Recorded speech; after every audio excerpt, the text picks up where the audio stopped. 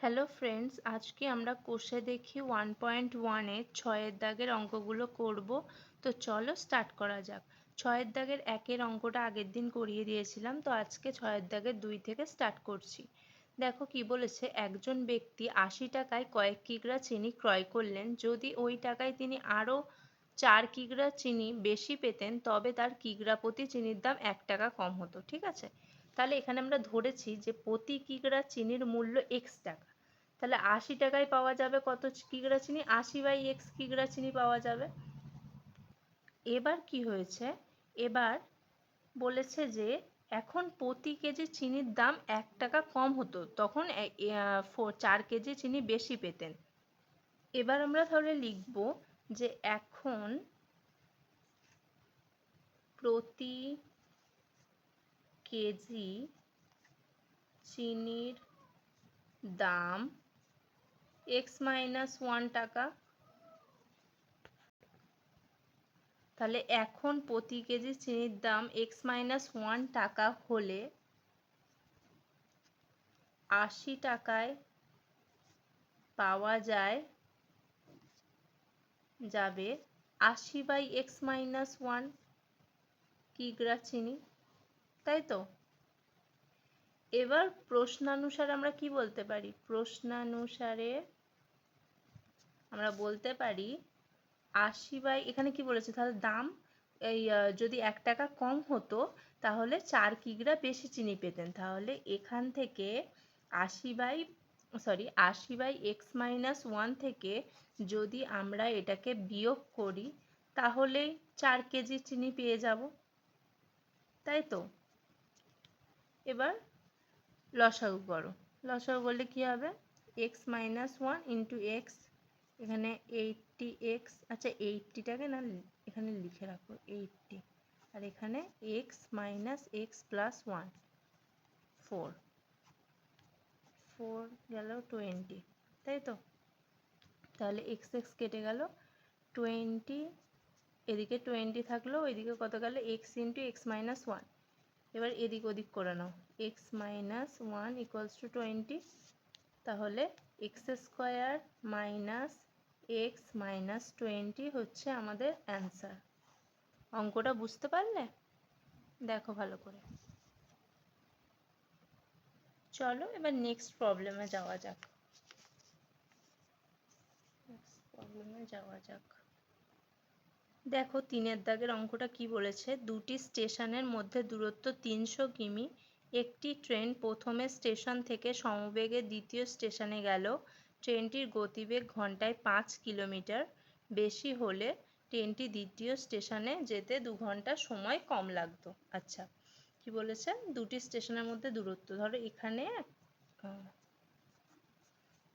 এখানে একটা এ স্টেশন আর এটা হচ্ছে বি স্টেশন। এই স্টেশন দুটির মধ্যে দূরত্ব কত বলেছে? 300 কিলোমিটার। ঠিক আছে, এবার বলেছে একটি ট্রেন প্রথমে স্টেশন থেকে সমবেগে দ্বিতীয় স্টেশনে গেল। ট্রেনটির গতিবেগ, এই ট্রেনটা যখন যাচ্ছে এখান থেকে, তার গতিবেগ হচ্ছে 5 কিলোমিটারের বেশি।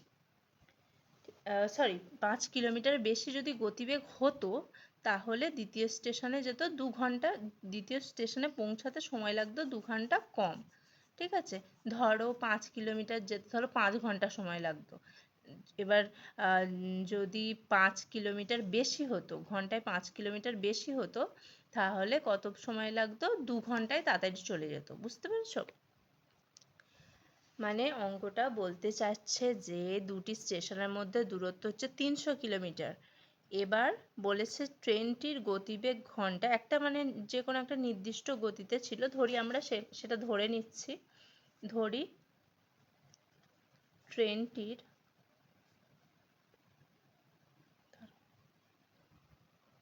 ট্রেনটির গতিবেগ x কিমি পার ঘন্টা। ঠিক আছে, x কিমি পার ঘন্টা।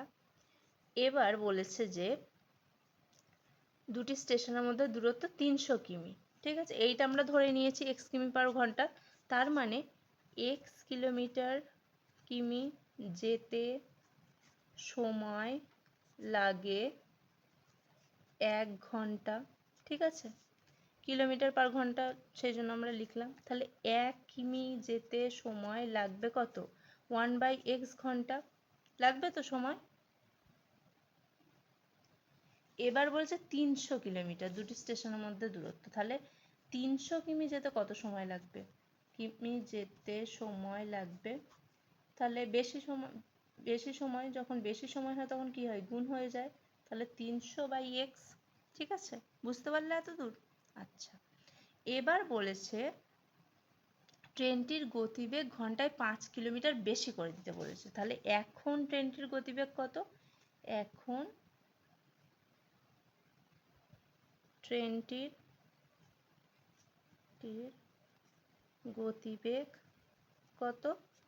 প্রথমে x ছিল, এখন 5 বেশি করে দিতে বলেছে, তার মানে x + 5 কিমি পার ঘন্টা, ঠিক আছে। তাহলে x + 5 কিমি যেতে সময় লাগবে কত? 1 ঘন্টা। 1 কিমি যেতে সময় লাগবে কত? 1/x + 5 ঘন্টা। আর 300 কিমি যেতে সময় কত লাগবে? 300 × x + 5 ঘন্টা, তাই তো? এতদূর ক্লিয়ার হলো? এবার প্রশ্নানুসারে আমরা কি লিখতে পারি? প্রশ্নানুসারে কি বলেছে? দ্বিতীয় স্টেশনে যেতে 2 ঘন্টা সময় কম লাগতো, তাহলে এইটা মাইনাস এইটা করো, 300/x minus 300/x + 5 equals to কত? কত ঘন্টা সময় কম লাগতো? 2 ঘন্টা। এবার 300টাকে বের করে নাও, তাহলে কি পড়ে থাকলো? এখানে লসাগু হলো x × x + 5, এদিকে x + 5 minus x equals to 2, এদিকে 2 দিয়ে যদি কাটাকুটি করো তাহলে এটা 150 হয়ে যাবে, তাই তো? আর এখানে কত হবে? x কেটে গেল, 5 আর 150, তাই তো? কত হবে? 750 ইকুয়ালস টু, এটা এদিকে গুণ হয়ে যাবে x² + 5x, তাই তো? তাহলে এটা লিখতে পারি x² + 5x minus 750 equals to 0। হলো? বুঝতে পারলে? এটাই আমাদের একটি দ্বিঘাত সমীকরণ। অঙ্কটা বুঝতে পারলে? ঠিক আছে, চলো নেক্সট প্রবলেমে যাওয়া যাক, ভালো করে দেখে নাও।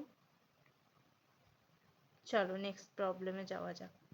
4 দাগের অঙ্কটা কি বলেছে দেখো। একজন ঘড়ি বিক্রেতা একটি ঘড়ি ক্রয় করে 336 টাকায় বিক্রি করলেন। তিনি যত টাকায় ঘড়িটি ক্রয় করেছিলেন শতকরা তত টাকা তার লাভ হয়েছে।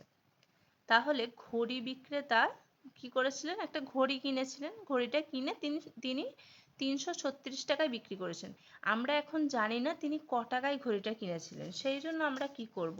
সেই জন্য আমরা ঘড়ির ক্রয় মূল্য ধরে নেব, মানে ঘড়িটা ক টাকায় কিনেছিলেন সেটা ধরে নেব। তাহলে ধরি ঘড়িটির ক্রয় মূল্য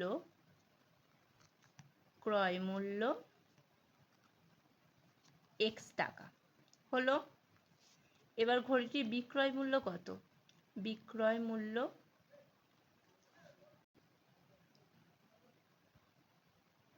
এবার ঘড়িটির বিক্রয় মূল্য কত? 336 টাকা, তাই তো? 336 টাকা।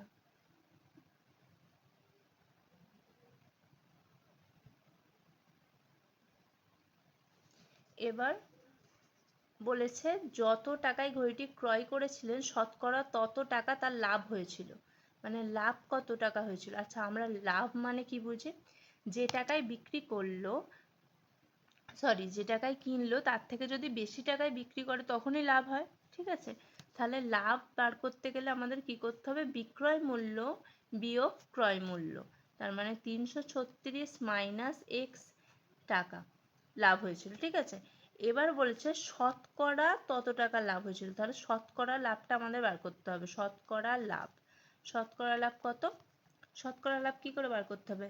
লাভ বাই ক্রয় মূল্য ইন্টু 100%। শতকরা লাভের ফর্মুলা লাভ বাই ক্রয় মূল্য ইন্টু 100%, ঠিক আছে। লাভ কত হয়েছে 336 মাইনাস এক্স, আর ক্রয় মূল্য কত ছিল এক্স ইন্টু 100, ঠিক আছে 100% নয় 100, ঠিক আছে। এবার কি করেছে, এবার বলেছে প্রশ্নানুসারে কি বলেছে যে শতকরা লাভের সাথে কি হবে, ঘড়িটির ক্রয় যত টাকায় করেছিল সেটা সমান হবে। তাহলে 336 minus x by x into 100 equals to কত হবে এক্স। এবার যদি গুণ করো তাহলে কত হবে, গুণ করে সিম্পলিফাই করলে বেরাবে হচ্ছে x square plus 100x minus 33600, ঠিক আছে। এটাই হচ্ছে আমাদের আনসার, এটা হচ্ছে দ্বিঘাত সমীকরণ।